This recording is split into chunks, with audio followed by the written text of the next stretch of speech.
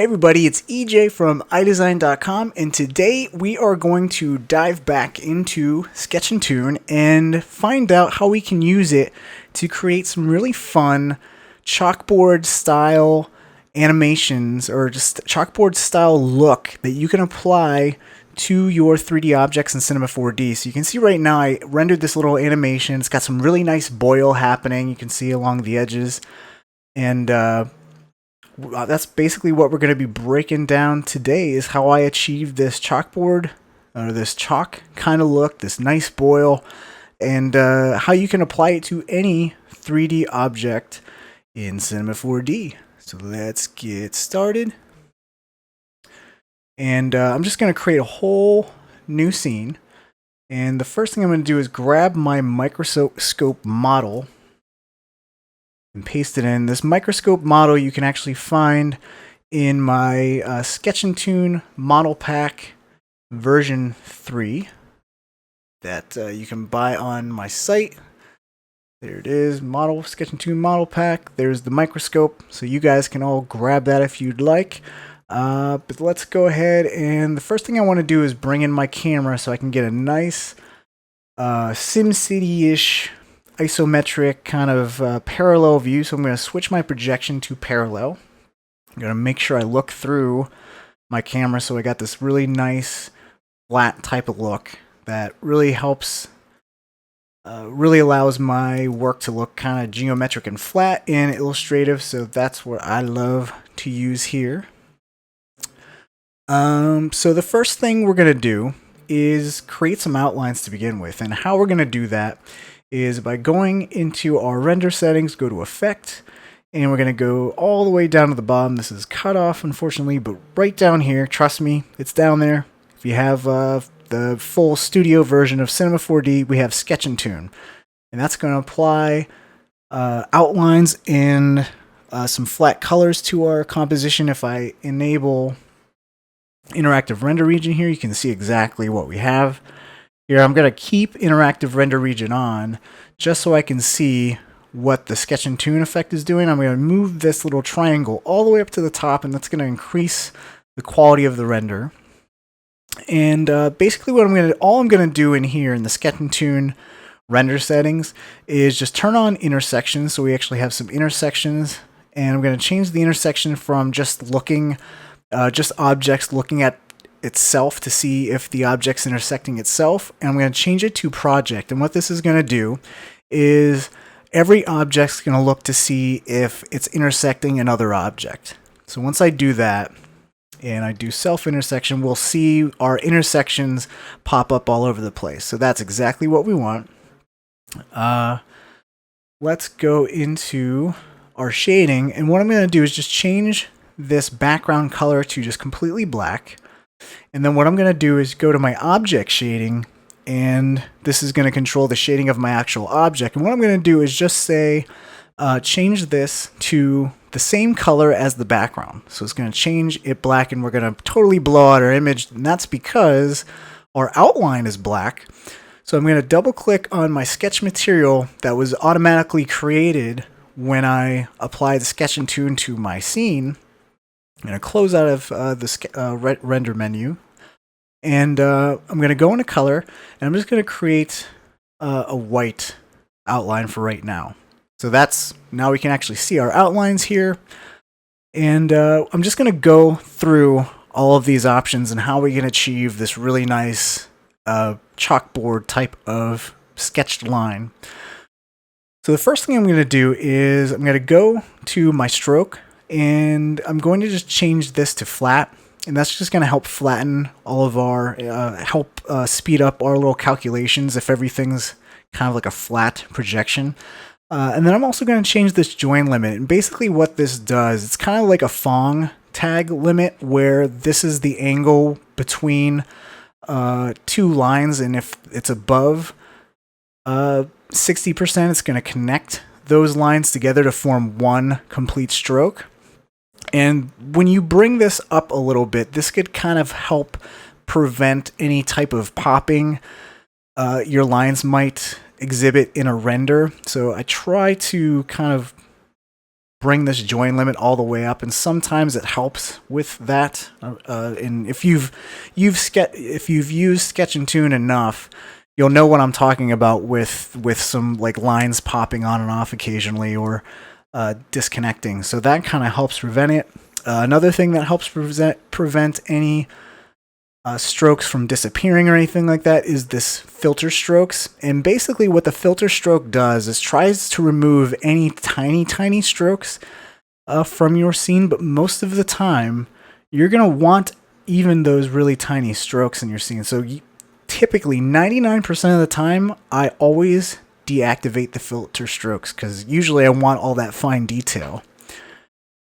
So I think that's all we need to do in the strokes tab here. The next thing I'm going to do is go to adjustment. Now for adjustment, this is where we can actually like offset our strokes and how they're applied to our 3D model here. So again, we're referencing, this is our actual 3D model, and then we have the Sketch and Toon on top of it. So basically what we're going to do is we're going to go into our screen offset here.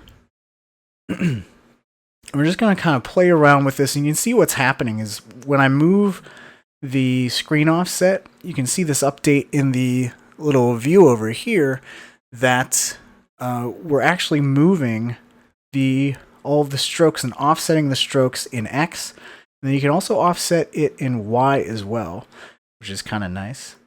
You can see what's going on there. So I'm just going to kind of give a little bit of offset, and then you can also adjust the variation here for both the X and the Y. So that kind of offsets our lines in the X and Y. You can also see this kind of change when I bring down this join limit, because that's going to break up a lot of our lines into individual strokes. So kind of want to be careful with how high you bring this up. So you can see things kind of switching around already.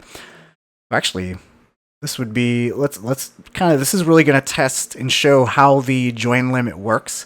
So let's really offset the X and Y here, so you can really tell. And you can see that most of our strokes are kind of staying together. You can see some kind of breaking up.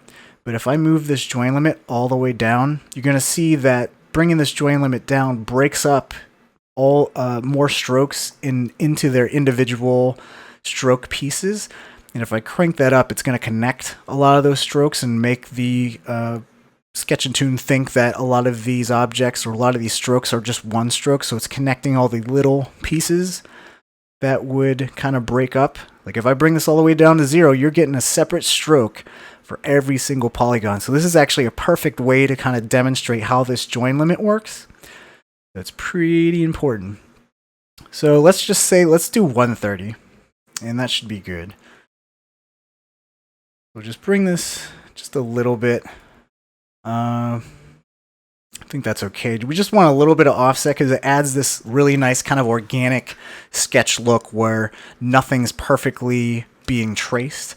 And then the same thing with the 2D transform, where we can actually scale up all of our, because this is offsetting it start and end, or X and Y. We can also offset, before I actually move down to 2D transform. So that's X and Y, moving it up and down, left and right. We can also offset the start of each of our strokes. So you can see that we'll just push the start of our stroke, and then by the end of the stroke, it will connect to where it should be. So that's kind of what that does, but we're actually not going to move that much at all. If at all, I don't know. I think I just want to zero that out.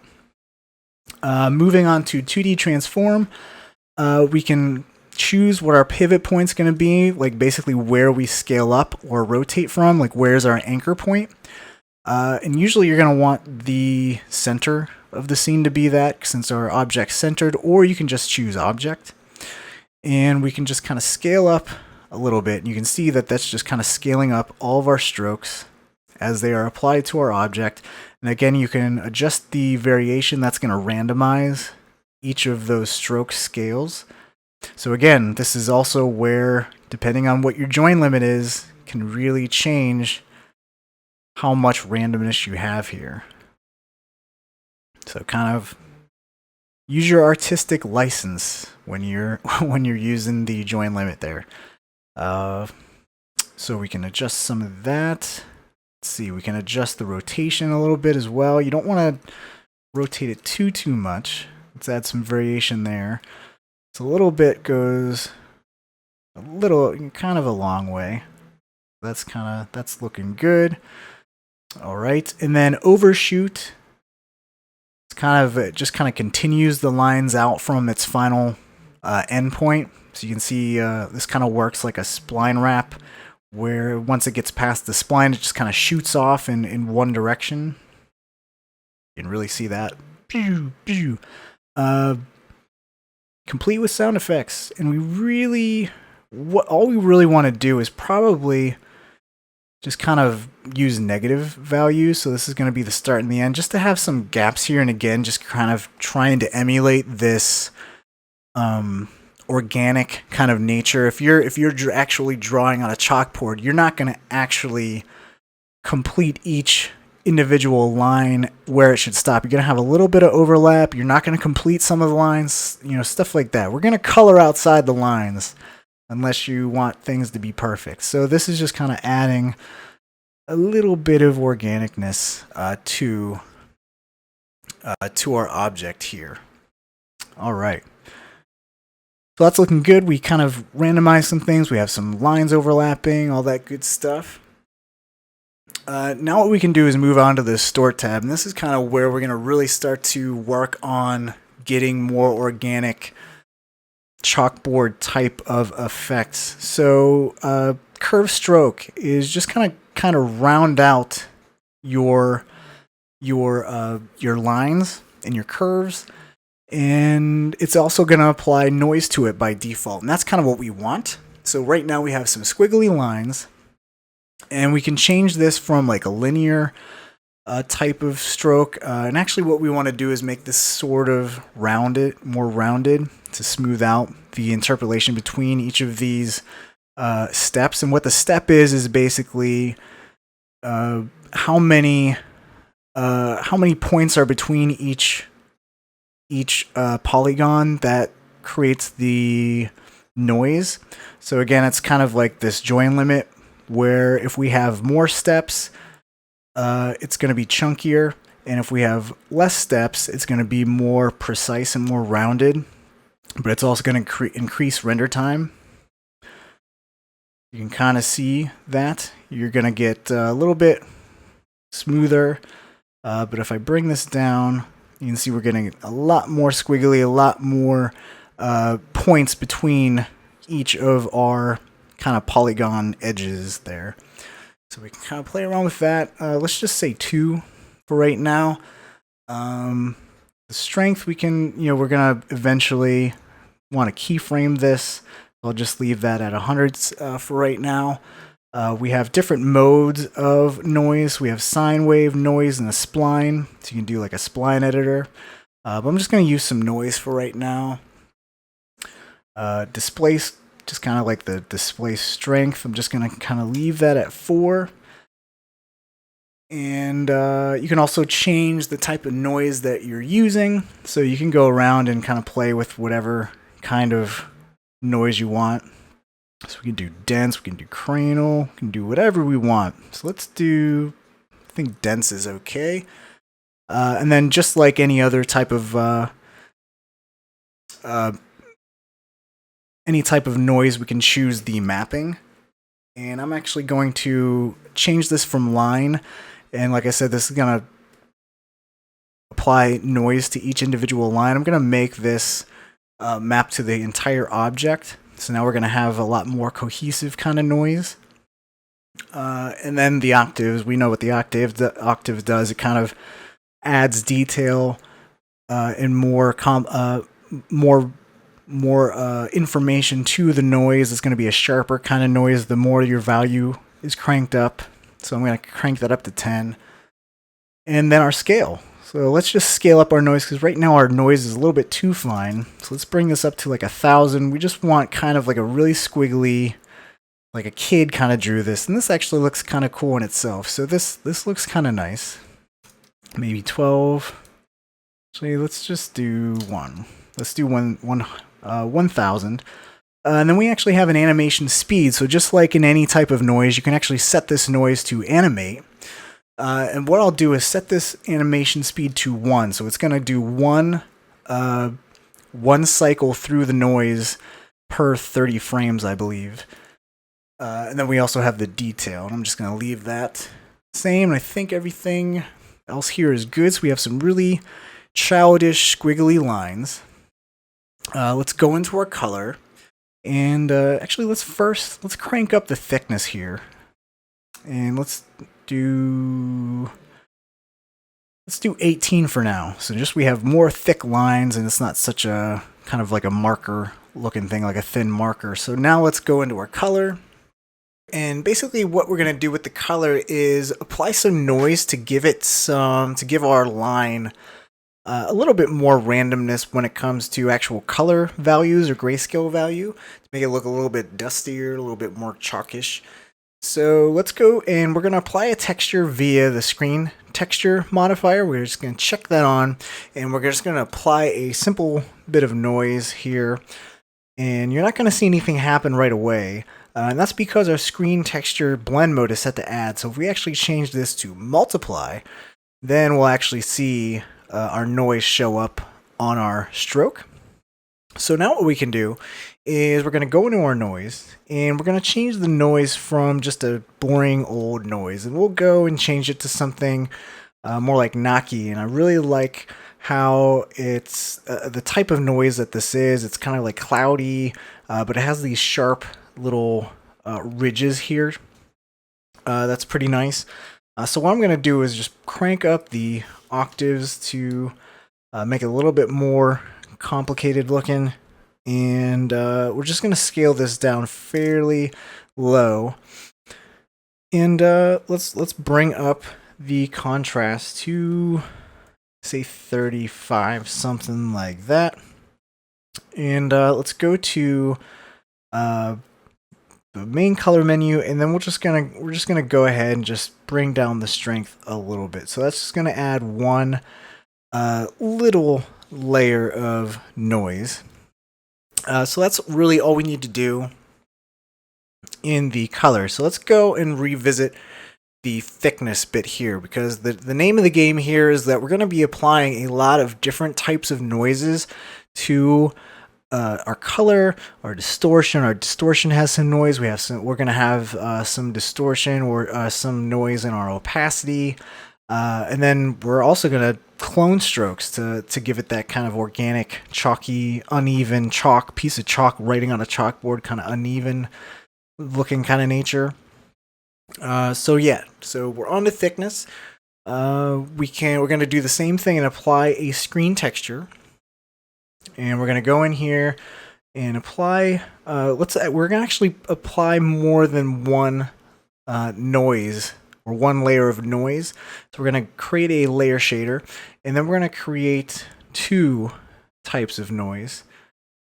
So 2 types of noises. We're going to turn the one off, and I'm going to go into the bottom layer of noise. And I'm going to choose a different type of noise. Another type of noise that's pretty good for this is FBM. And we can crank up the octaves there too. We can bring down the scale a little bit. We don't need it that large. We can see what's going on with the thickness here. Kind of adding some nice organic qualities to our line integrity. Kind of breaking it up a little bit. And then we can add a little bit of contrast here, and you can really see that that's breaking up our line. And you can see that we're getting a little bit closer. Again, like I said, the name of the game is we're going to be adding applying all these layers of noise that's really going to add up to a nice look. So we can go and turn on our other noise, and we can set this to overlay, just because, typically when you work with noise, you always want to double it up or triple it up or even more, just because that then adds a new level of complexity and uniqueness to that noise. So you can see the difference between just having a simple stock noise, like default noise, kind of adds more little details into that other bottom layer of noise. So I'm actually going to go into this, layer of noise. And actually for this one, let's use FBM on this one. And for the bottom one, we'll actually use Wavy turbulence. I like that a little bit better. So let's go. And for this top one, we got the FBM. For the scale for this, we'll do 70. We'll bump up the contrast here. And I think that's looking good. And I think what I want to do is bring down the scale on this base layer just because that adds a little bit more grungy, and I think I want to back off on the contrast on this one. I think that's looking a little bit better. I'm not quite there yet. We're gonna also use another modifier for our thickness, and that is the along stroke. And for this we can actually go and right now the range is line, so it's going to apply a kind of going to scale down our line along the stroke. So it's going to start at 100% thickness and then kind of fade it down on each of these individual lines. And again, each segment or each stroke is cut up depending on what other join limit you put here. So you can see that when I bring this lower, it's going to divide based on that angle limit, divide each of these strokes into smaller and smaller bits. So let's bring that back. What did I have that at? 155. Yep. So back to our thickness. So a long stroke, we can actually use a spline. We can use a spline editor to adjust the thickness. So right now, I just want to add some points. I'm just clicking, command clicking on this spline editor to create these points. And basically, I just want just a little wavy, little sine wavy kind of thing going on here. Something like that. And I think that's looking good. So you can see a little bit of difference going on. It's just kind of thinning our lines a little bit, adding a little bit more, another layer of complexity to our line. I think that's all I really want to do here. Oh, one more thing is we can actually adjust the strength here. So if we really want to affect the line quality, we can crank up the strength here. So actually, you know, I think I like that. I think I like it cranked up a little bit to maybe 150 or so. I think I'm liking that a little bit. All right, so we're done with thickness. Let's move on to opacity. Opacity is yet another stroke option that we're going to apply some screen textures to. Okay, that's the name of the game. We're applying noises, bringing on the noise, and making cheesy jokes as well. All right, so let's again do another layer shader and more noise. Add more noise, and we can also duplicate noises by just clicking on this little box and dragging. So that's a nice little handy way to do that. We're going to turn off the bottom noise, or the top noise, and let's change this noise. I always like to change up the different types of noise I'm using for each layer of this. So for this one, I'm going to default to my main man, Booyah, because it's fun to say, Booyah. And you can really see just adding this is really grunging stuff up. And for the Booyah, I'm going to make this a very tiny noise. Tiny, just very tiny. Bring the brightness up a little bit. And add just a little bit of contrast, something like that. And then what I'm going to do is go back to my other noise. Let's turn it on first. That would help. And again, we're gonna do overlay for this blending mode too. So we got overlay on our thickness. Going to do the same thing. Overlay on this noise as well. And let's see. Let's go into that top layer of noise, and we'll choose another different noise. I think we used Naki for the either distort or the color. I think it was the color. So I'll use Naki again, actually, just because I really like that type of noise. And for this, I'm also going to use a small bit of noise. And let's get that down, and we'll crank up that contrast to 100%. And then what we can do is go to our overlay here and just bring this down just a little bit. Something like that. Actually, let's bring up bring down the contrast a little bit. Right now, I'm just trying to get some nice grunginess. Crank up the octaves. That's really not doing anything.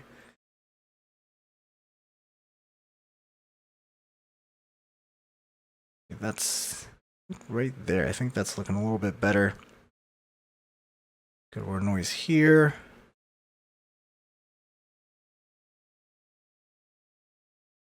Really, this layer of noise, the opacity noise, is really going to help with the dustiness kind of effect. And actually, that's looking pretty good.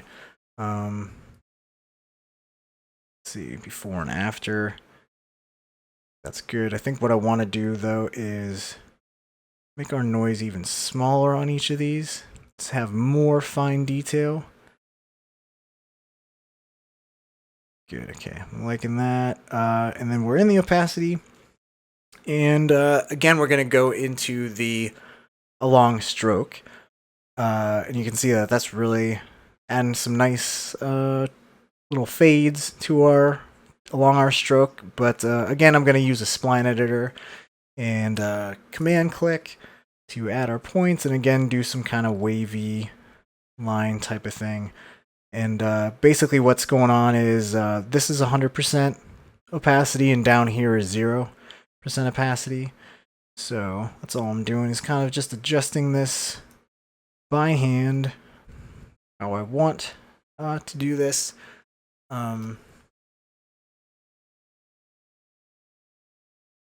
Something like that. So you can see the before and after there too. So that's actually pretty nice. Add like these darker areas where it kind of fades away. Kind of like looks like if you when you were in school and you accidentally had your sweater or something, or your hand brush up against the chalkboard and kind of smear it or wipe away some of that chalk dust. That's kind of the effect I'm going for here.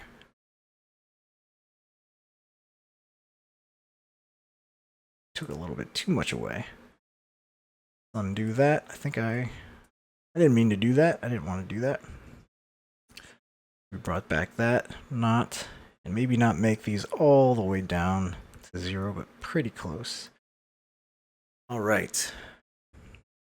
Render, we don't need to do anything really. Clone, this is really where a lot of the old magic's gonna happen, and that's because clone is very aptly named. You can clone your original stroke. So I'm just gonna turn this on. Again, it's gonna clone that original stroke, and then we have all these options, so we can choose how many times we want to clone it, and I want to jack this up quite a bit to like 10.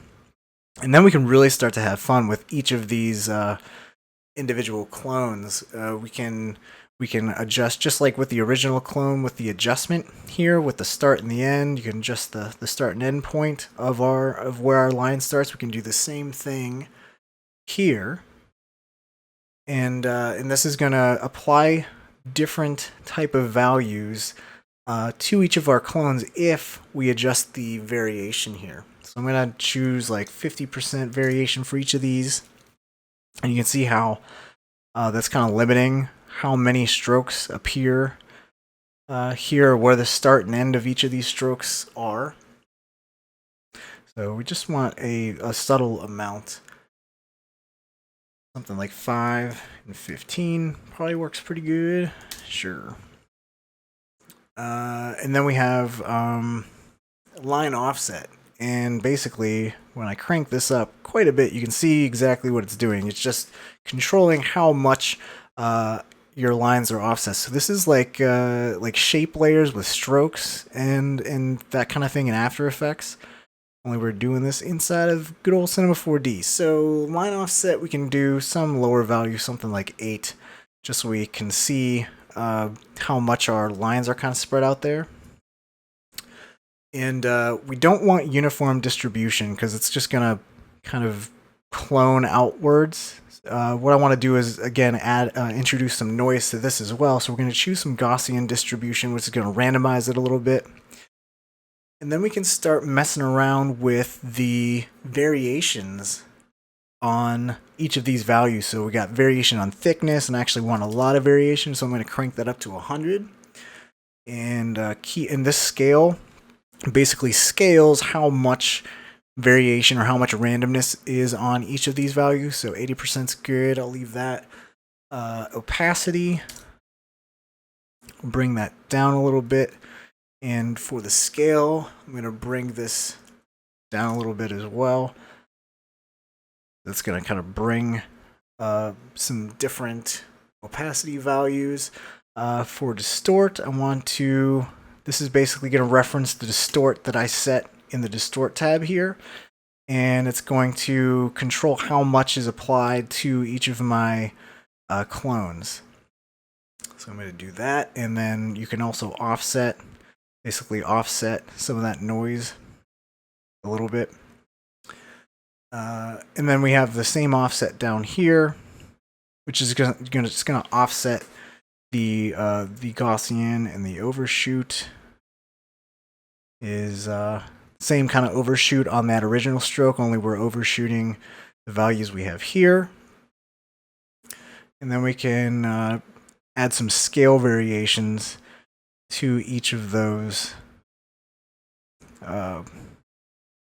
levels of clones. So some of the clones will be spaced out further away than others depending on the scale. And the same thing with rotation here.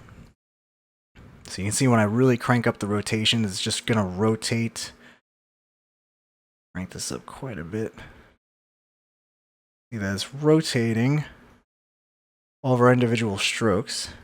You can see with the scale what that's really doing. That looks like a really messy chalkboard.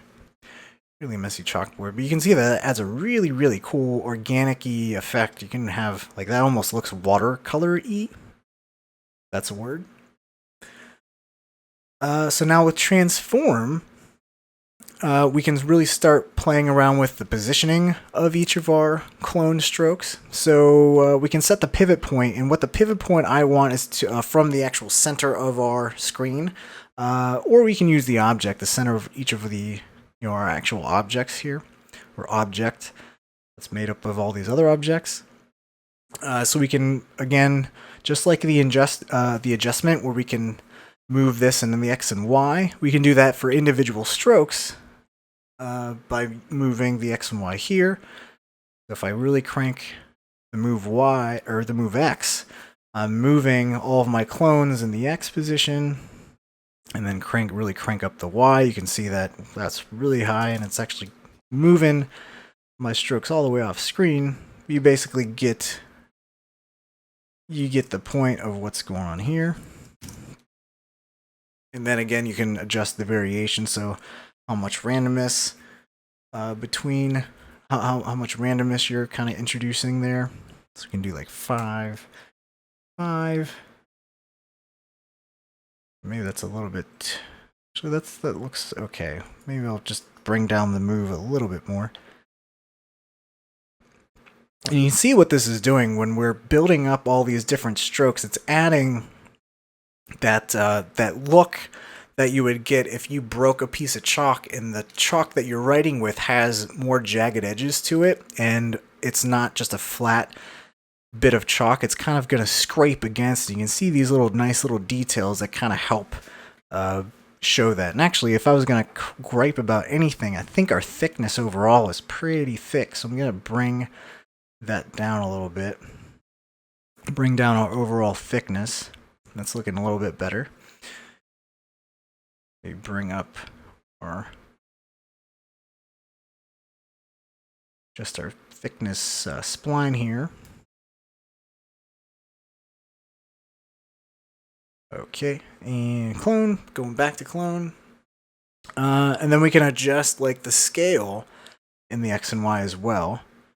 You can see what that's doing. You can see a lot more of those individual wispy bits. So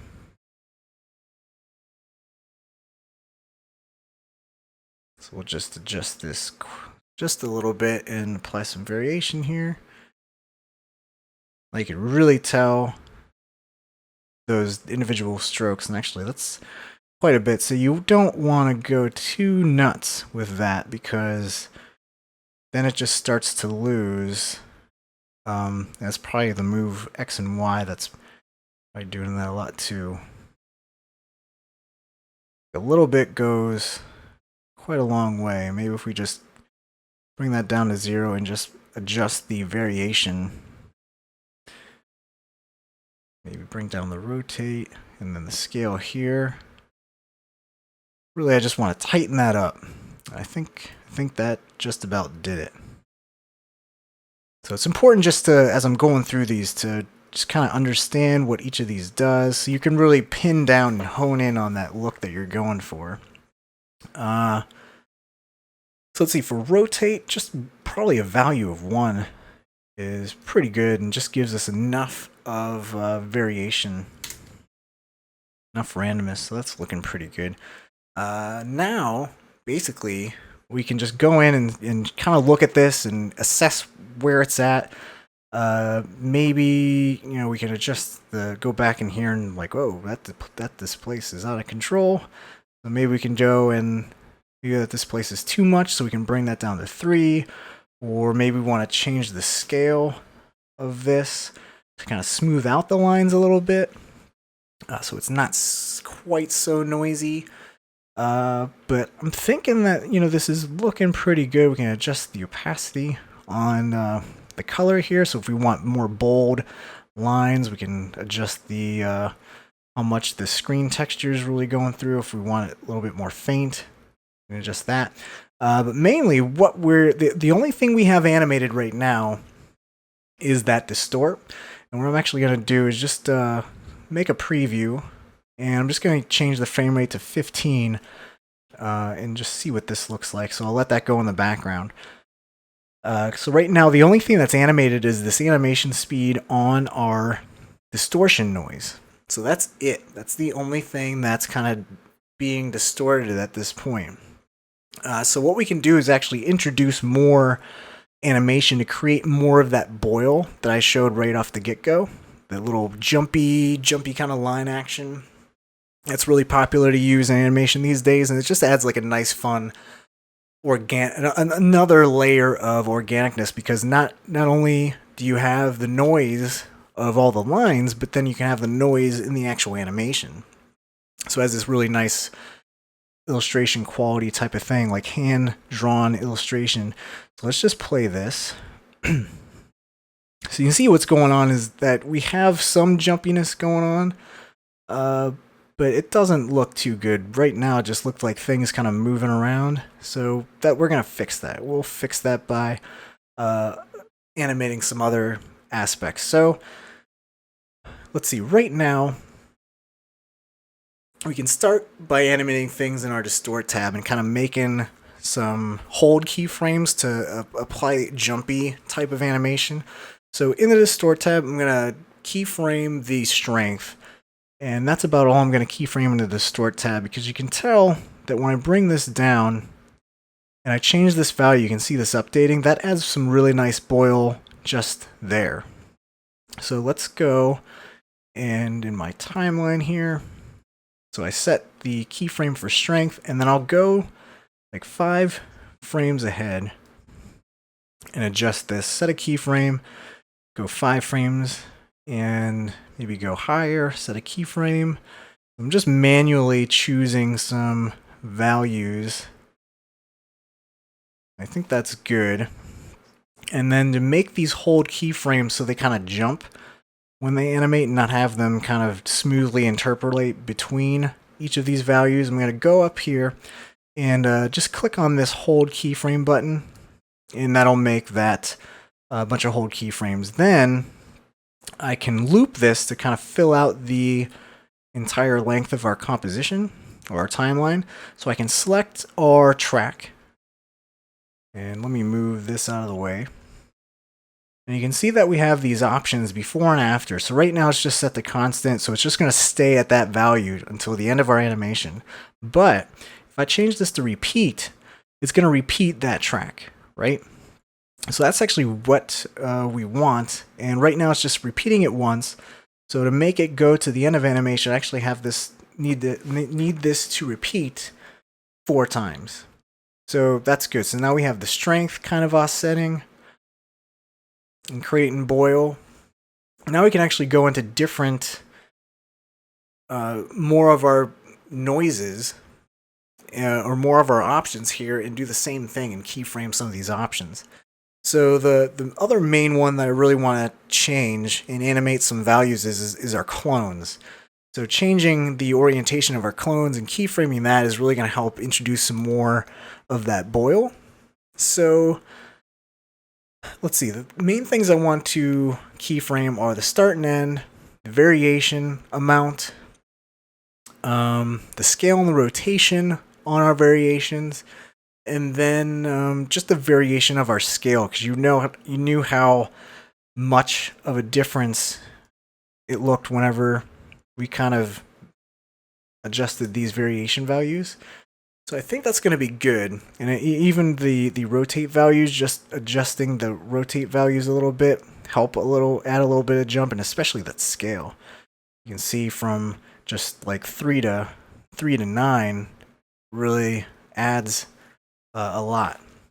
So we really don't need to deviate too far away from these values.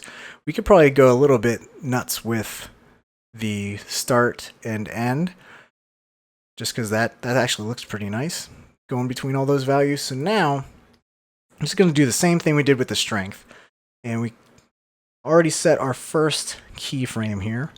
So we're going to move that to frame 0. We're going to go to frame 5, and we're just going to start changing stuff up and see how this kind of looks. Let me just make this 4 up. We can have our guy in the corner. We can see what's going on. Let's see.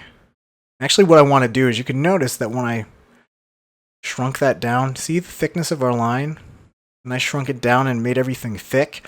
The reason why that is, and I should have changed this from the start, if I go to my render tab, we need to choose resolution independent, or our stroke will not adjust to the same thickness. It's actually going to get bigger if we render out this small. So when I turn this on, it'll actually maintain the thickness that we had up here. Actually, it'll shrink it down to fit the view, so that's exactly what we want. So we want our thickness to look the same no matter what the resolution. With this off, this will look thicker if we scale down or render out something way smaller. All right. So what we can do now is, again, we're going to set some keyframes. So let's adjust these values, the variation a little bit. I'm just randomly kind of picking stuff. Let's see with the scale and the rotation. We don't want the rotation to be too far out or the scale to be too far out. And the variation we can bring down. We'll go ahead 5 more frames and again adjust all this stuff.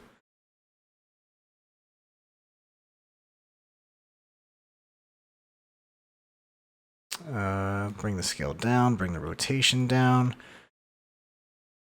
Make sure to set these keyframes, and we'll bring the variation up on these. Cool. And let's do this one more time, picking random values.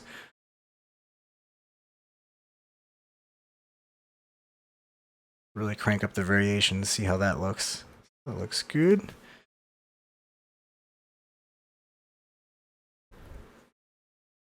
Then one more.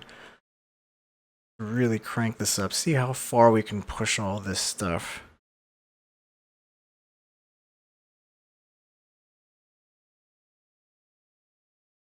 And then we'll bring these down maybe.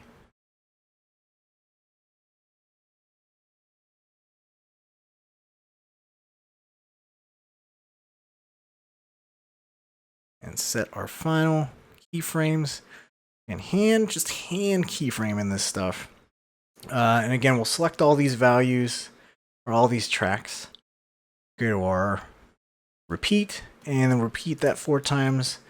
And that should get us to the end. And oops, I forgot to change these to hold keyframe, so I'm just going to make sure got all of them selected. I'm going to go up here, hold keyframe, and that'll convert them to these hold values. So now, unfortunately, the only way we can see how this animation looks is if we actually do a RAM or a make preview. So I'm going to do that. And the thing is that if you wanted to see your strokes in your viewport, and get out of interactive render region here, you can actually do that if you go to your Sketch and Toon, go to editor display, and go to show lines. But you see we have an issue, is that we're not seeing all that noise. So we're not really seeing too much going on. And even at that, things are kind of popping on and off. So it's really not too helpful for us to do that. So let's just turn that off. And boom, we already have our RAM preview. So let's see what this looks like. So you can see how much more Boil is introduced with animating all those other values. So here's it before. It looks kind of choppy, but then we have a lot more stuff going on here, and it adds a really nice kind of organic type of look, if you ask me.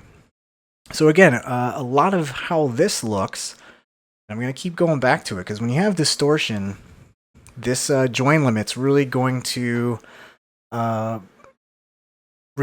play a big role. So I'm going to bring this down to like 40 and do another RAM preview and just show you guys the difference, how much difference that join limit can really make. So I'll let that go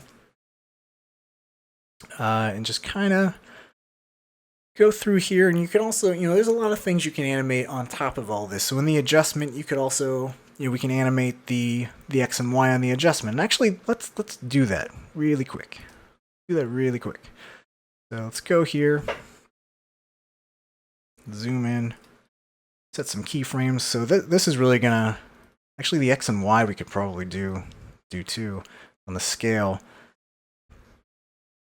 So if I go in interactive render region here, you can really see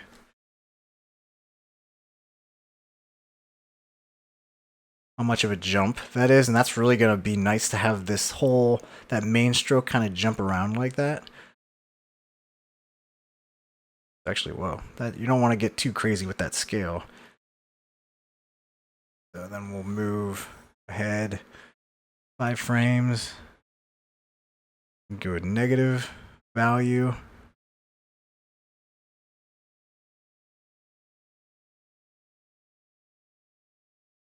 Like that. Jump ahead 5 frames again.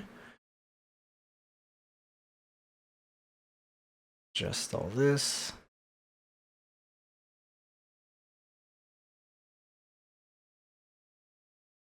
Maybe -1 there, and then 101 and 102.